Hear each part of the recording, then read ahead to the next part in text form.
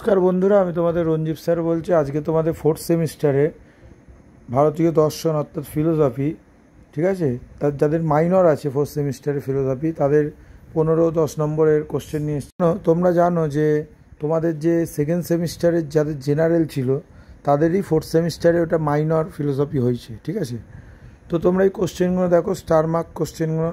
তোমাদের সেকেন্ড সেমিস্টারেও আমি ফিলোসফি জেনারেলে কিছু কোশ্চেন দিয়ে দিয়েছি। তোমরা দেখেইছো যে থার্ড সেমিস্টারে জেনারেল এবং এমডিসি মাইনর কিন্তু কমন এসছে, 100% কমন এসছে।